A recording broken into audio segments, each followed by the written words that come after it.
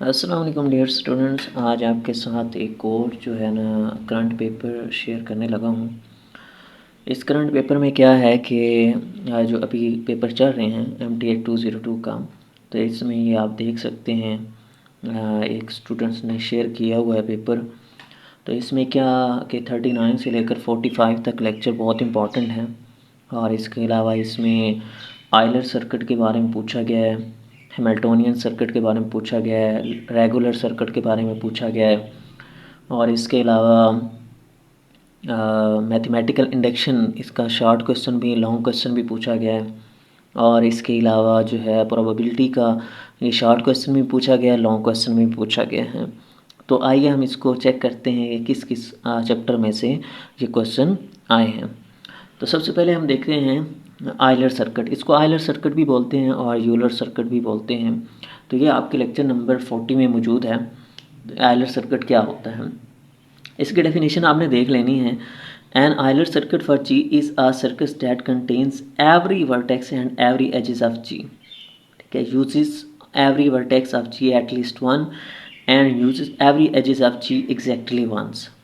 ठीक है, यानी वर्टेक्स रिपीट हो सकते हैं लेकिन एजेस रिपीट नहीं हो सकते। अभी आगे थ्योरम दिया गया है, a graph G has an Euler circuit if and only if G is connected and every vertex of G has an even degree। सबसे जो मेन पॉइंट है ना इसका आयलर सर्किट का, वो आप लोगों ने ध्यान में रखना है कि अगर डिग्री इवन होगी तो वो आयलर सर्किट होगा, अदरवाइज़ वो आयलर सर्किट नहीं होगा। सबसे पहली चीज़ ही यही चेक करनी है। तो इसको आगे हम देखते हैं कि किस तरीके से आगे डायग्राम दी गई हैं, तो चेक करते हैं कि आयलर सर्किट है या नहीं है। तो सबसे पहले अच्छा जी, नेक्स्ट आ जाता है ये आगे डायग्राम दी गई हैं। इस डायग्राम में हम देख सकते हैं कि किस तरीके से हम इसको वेरीफाई करना चाहते हैं। अच्छा जी, ये एक डायग्राम दी गई, इसको हम चेक करते हैं कि ये आयलर मेथड आयलर डायग्राम है या आयलर सर्किट है या नहीं है। अब इसके सबसे पहले चेक करें, हमने ए वर्टेक्स को चूज़ किया है। ए वर्टेक्स की डिग्री चेक करेंगे। डिग्री क्या है इसकी, 1 2 और ये 3, यानी 3 डिग्री आ गई, ऑड बन गई। तो क्या है, ये आयलर सर्किट नहीं है। हमने डेफिनेशन में भी डिस्कस किया है, वो क्या था कि अगर डिग्री ऑड होगी तो आयलर सर्किट नहीं होगा, अगर डिग्री इवन होगी तो वो क्या होगा, आयलर सर्किट होगा। अब नीचे इन्होंने मेंशन भी किया हुआ है कि ये ऑड डिग्री है, so there is no possibility of an Euler circuit. Next diagram देख लेते हैं कि डायग्राम दी गई, वो कह रहे हैं कि चेक करें कि ये आयलर सर्किट है या नहीं है। अब अगर हम इसमें देखें V1 को, उसमें कितने हैं, 1 2 3 4 5। तो इसमें 5 जो है ना इसकी एजेस बन रही हैं। तो ये क्या है, इसकी डिग्री बन रही है 5, ये भी ऑड है, तो ये भी आयलर सर्किट नहीं है। नेक्स्ट एक्सरसाइज देख लेते हैं। अब इसमें ए के डिग्री देखें, डिग्री कौन सी होती है, एजेस होते हैं ना। तो ये क्या है, 1 2, ए की 2 बन गई, बी की 1 2 3 4 4 बन गई, सी की भी 4, डी की भी 4, ई की भी 2, एफ की भी 4, जी की कितनी बन गई है, 1 2 3 4 बन गई है, एच की 4 बन गई है, आई की भी 4। यानी हर डिग्री क्या है, इवन है। तो अगर डिग्री इवन हो तो वो आयलर सर्किट होता है। तो ये क्या बनेगी, और आयलर सर्किट में ये भी बात है कि जहाँ से स्टार्ट किया जाए ना, वहीं पे दोबारा हमने वापस आ जाना है।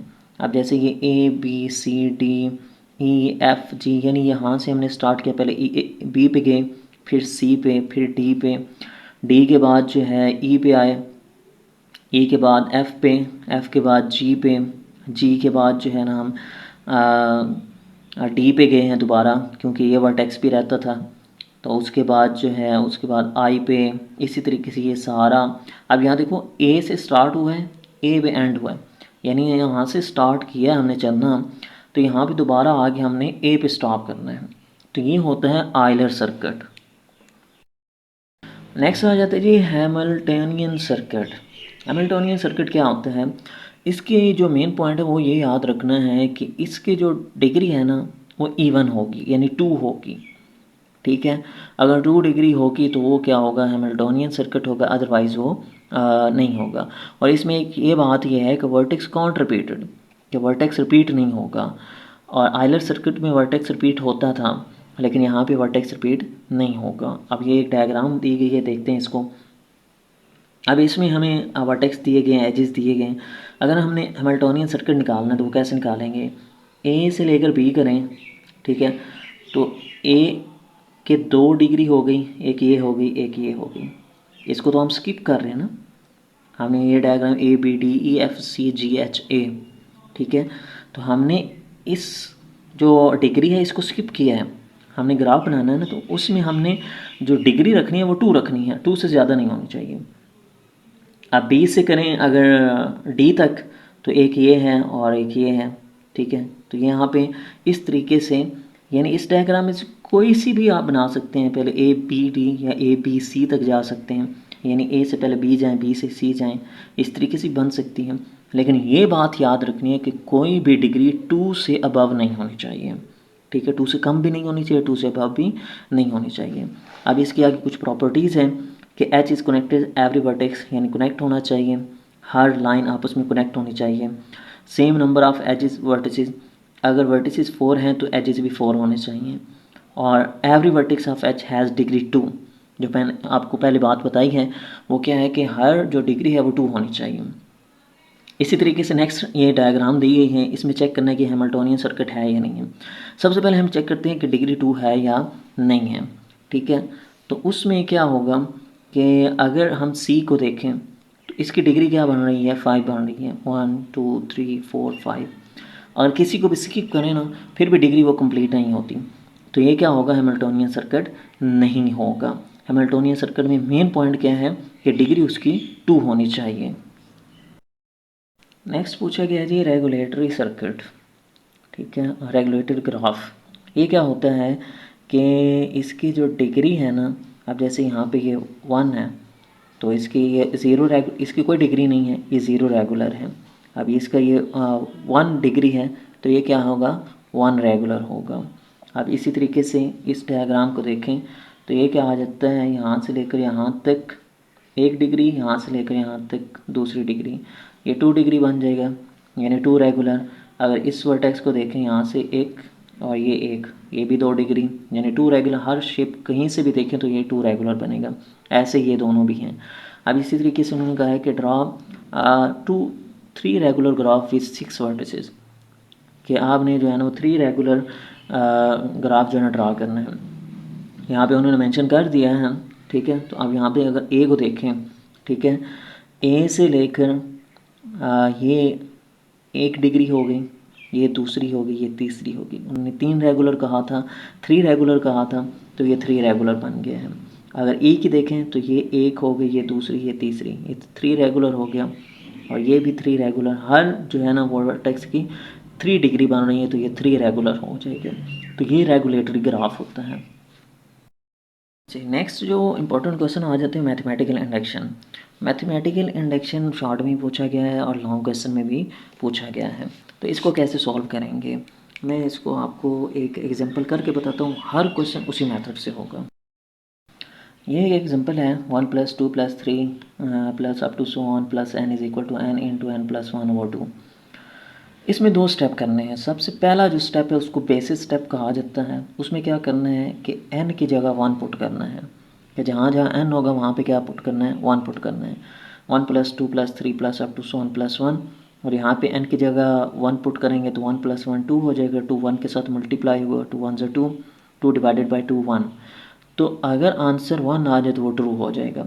ये पहला स्टेप, हर क्वेश्चन में ऐसा ही होगा। दूसरा स्टेप क्या है, इंडक्टिव स्टेप। इंडक्टिव स्टेप में क्या होता है, 2 चीज़ें होती हैं। पहले n की जगह k पुट करना है, जहाँ n होगा वहाँ पे k पुट करेंगे।